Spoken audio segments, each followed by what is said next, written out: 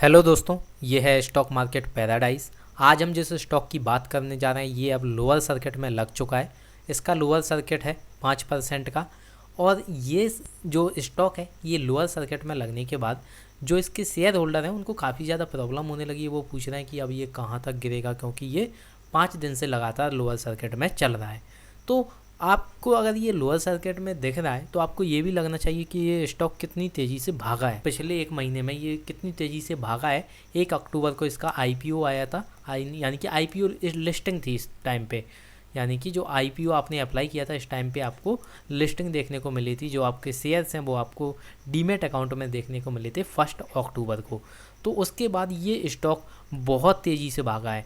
ये ऑलमोस्ट 1200 तक पहुंच चुका है और उसके बाद फिर ये लोअर सर्किट लगाना शुरू कर दिया है। तो आप इससे बेफिक्र रहिए कि ये हमें नुकसान दे देगा या आपको बहुत ज़्यादा गिरा देगा, नहीं। ये आपको ऐसा सेक्टर देखने को मिलता है जहाँ पे आपको हमेशा ग्रोथ देखने को मिलेगी।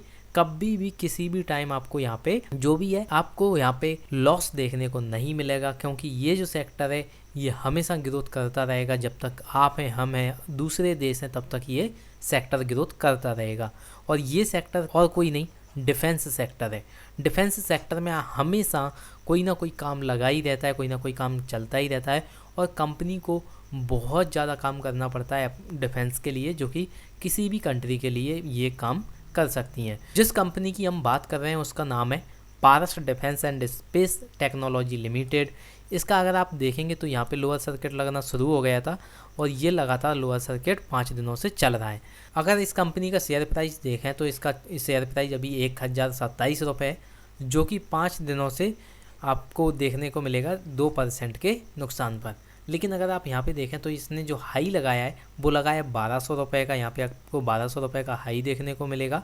उसके बाद अगर आप देखेंगे तो इसने लगातार लो लगाया हुआ है, तो यहाँ पे आपको लो लगाया हुआ देखने को मिलेगा कि यहाँ पे लोअर सर्किट चल रहा है। लेकिन इसका मतलब ये नहीं कि कंपनी ख़राब हो गई। इसका मतलब ये नहीं है कि अगर आपकी जो कंपनी है उसने लोअर सर्किट लगाया तो कंपनी ख़राब हो गई, नहीं। इसका मतलब ये हो सकता है कि लोग ज़्यादा प्रॉफिट बुकिंग कर रहे हों, या फिर ये ओवर सब्सक्राइब्ड हो गया हो लोगों से और ज़्यादा लोगों ने ख़रीद लिया हो, अब वो केवल प्रॉफिट बुक कर रहे हैं। तो यहाँ अगर देखेंगे कि पारस डिफेंस जो कंपनी है ये स्पेस टेक्नोलॉजी के लिए भी काम करती है। ये बहुत ही फंडामेंटली स्ट्रॉन्ग कंपनी है। अगर आप देखेंगे कि इंडियाज़ लीडिंग डिफेंस कंपनी में देखेंगे तो इसका नाम आता है। ये कंपनी इंडिया की one of the leading indigenous design developed and manufactured ये कंपनी है, जो कि बहुत ज़्यादा काम करती है डिफेंस सेक्टर के लिए।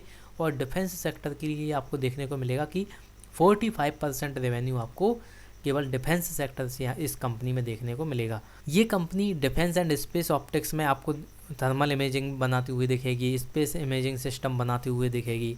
फिर जो defence electronic and EMP solution है इसका जो रेवेन्यू है वो है 28.5%। तो कंपनी बहुत अच्छे तरीके से काम कर रही है, फंडामेंटली बहुत स्ट्रॉन्ग है। अगर हम नीचे देखें और ज़्यादा कि इस किस तरीके से काम करती है, अगर आप देखें हैवी इंजीनियरिंग में ये जो रेवेन्यू है 26% है। इसमें क्या करती है ये कंपनी, मेटल ट्यूब्स बनाती है, flow forming machine, racks, cabinets, consoles और भी बहुत सारी चीज़ें बनाती है। किसमें, हैवी इंजीनियरिंग में। मैन्युफैक्चरिंग अगर फैसिलिटी देखें तो इसके जो महाराष्ट्र में इसकी 2 मैन्युफैक्चरिंग फैसिलिटी हैं। एक है नेरोल में और दूसरी है ये थाने में, जो कि अंबरनाथ है। प्रोडक्ट देखें, डाइवर्सिटी ऑफ प्रोडक्ट, तो ये कितने हैं, 33 डिफरेंट कैटेगरीज ऑफ प्रोडक्ट ये कंपनी बनाती है, 33 डिफरेंट टाइप। तो बहुत ज़्यादा होता है, क्योंकि डिफेंस में ये बहुत ज़्यादा प्रोडक्ट हो जाते हैं, इतनी कैटेगरी के प्रोडक्ट बहुत हो जाते हैं। इस कंपनी का अगर एक्सपोर्ट देखें तो आप देखेंगे कि ये कंपनी 42 कंट्रीज़ में अपना जो प्रोडक्ट है वो एक्सपोर्ट करती है। और कंपनी का जो 12.5% रेवेन्यू है ये इसको जनरेट होता है एक्सपोर्ट के द्वारा। तो ये कंपनी बहुत कंट्रीज़ में अपने प्रोडक्ट्स एक्सपोर्ट करती है, बेल्जियम में, इज़राइल में, साउथ कोरिया में। तो ये कंपनी बहुत अच्छी फंडामेंटली स्ट्रॉन्ग है। अगर आप इसको अपने होल्डिंग में रखे हुए हैं तो आप घबराएं नहीं, ये कंपनी आपको बहुत अच्छा प्रॉफिट ला के देगी। आपको इंतज़ार करना होगा। देखिए, अगर आपको कभी भी स्टॉक मार्केट से रुपया बनाना है तो आपको एक चीज़ हमेशा करनी पड़ेगी और वो है पेशेंस। आपको हमेशा पेशेंस रखना पड़ेगा, क्योंकि without patience you can not make a good money. और अगर आप पेशेंस रखते हैं तो हो सकता है कि आप ₹1000 के 10,000 बना लें, 10,000 के लाख बना लें। तो पेशेंस बहुत ज़रूरी है स्टॉक मार्केट में। अगर आप देखेंगे इस कंपनी का मार्केट कैप है ऑलमोस्ट 4,000 करोड़ के पास में इसका मार्केट कैप है। करंट प्राइस इसकी 1,027 चल रही है। हाई इसने लगाया था ₹1272 का। बुक वैल्यू है 44.4 और स्टॉक का पी रेशो अगर देखें तो 198, थोड़ा ज़्यादा है लेकिन ये भी खुद में जस्टिफाई है। ROCE अगर आप देखें तो 12.6% है। ROE 12.3% है। अभी तक कंपनी ने डिविडेंड नहीं दिया है। कंपनी बहुत अच्छी ग्रोथ कर चुकी है, बहुत ज़्यादा प्रॉफिट इसे हो चुका है, लेकिन कुछ ही आने वाले टाइम में ये कंपनी डिविडेंड भी देने वाली है। फेस वैल्यू देखें तो अगर एक शेयर की फेस वैल्यू देखें तो ये ₹10 है।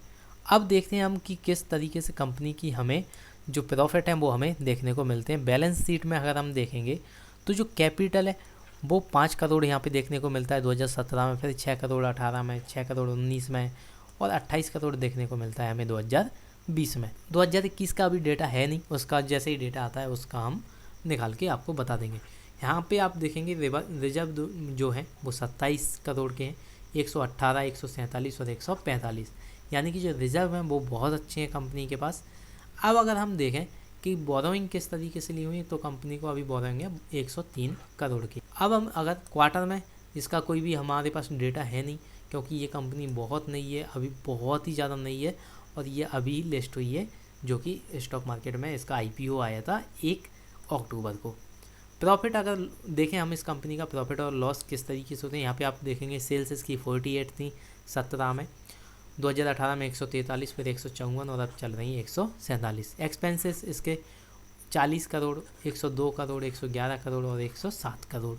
लेकिन हम अगर यहाँ पे नेट प्रॉफिट देखें तो यहाँ पे 2 करोड़, 25 करोड़, 19 करोड़ और 20 करोड़।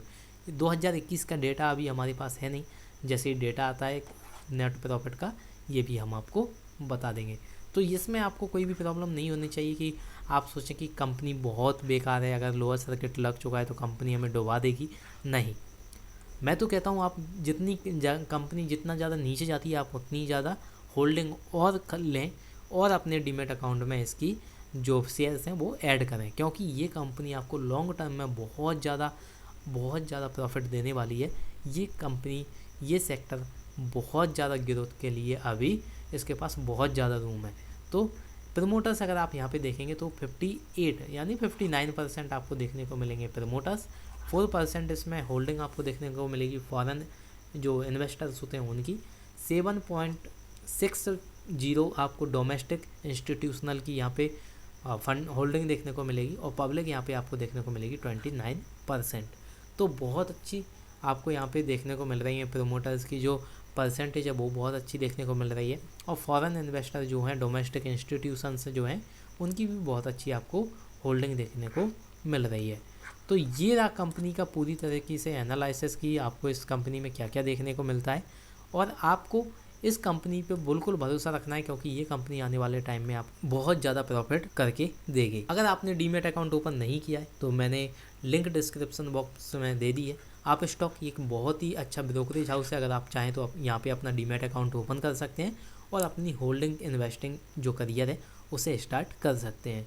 सो आप स्टॉक में जो आपको अकाउंट ओपन करना है डीमेट अकाउंट, उसके लिए मैंने डिस्क्रिप्शन बॉक्स में आपको लिंक दे दी है, वहाँ पे जाकर आप अपना डीमेट अकाउंट ओपन कर सकते हैं।